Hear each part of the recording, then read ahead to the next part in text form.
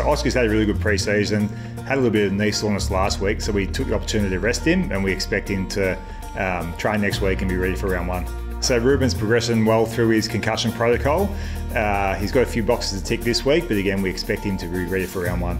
Roth missed a couple of our pre-season games just with some groin soreness, but he's back in full training this week. He'll do some match sim this week, and again, we expect him to play some minutes in AFL round one. Zane had a bit of a back issue over the last couple of weeks that made him miss a couple of games, but we expect him to play some minutes in the WAFL in the AFL round one. Tyler Brockman's had a bit of a knee issue over the last couple of weeks. He trained fully today. He's got a couple of boxes to tick later this week and early next week just to be ready to play round one. So Clay had an ankle issue in our intra-club. It's progressing really well. He's back running. We expect him to join in training this week and early next week and be available for selection in probably a week or two. In our intra-club, Harry broke his finger, had an operation on that.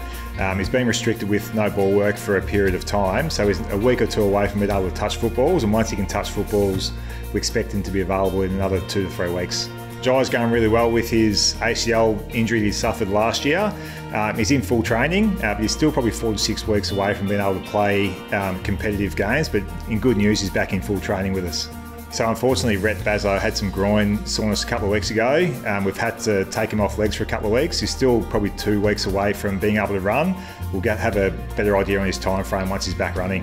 Flinny unfortunately had a really strange injury.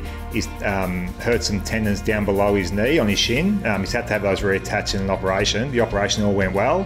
He's back at the club to start his rehab, and the time frame will be determined over the next couple of weeks. So Elijah's back out there running. He's feeling really good. He's pain free for the first time in about 2 years, which is great news.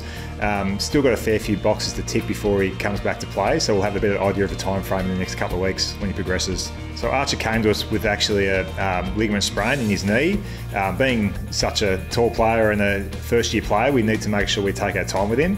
He's back running, back training with the group, but he will basically start his pre-season now. So he's a few weeks away from being able to play, but we want to take our time with him because he's a long-term player for us. Liam had hamstring surgery in mid-January, progressing really well. He's starting to hit some higher speeds. He's joining in with some training, and we expect him to be back out there full training in the next couple of weeks. Dom has had some bone stress issues over the last couple of years. He's progressed really well from those. He's joined back into training, and over the next probably week or two, he'll be in some more drills and hopefully be back in the early part of the season.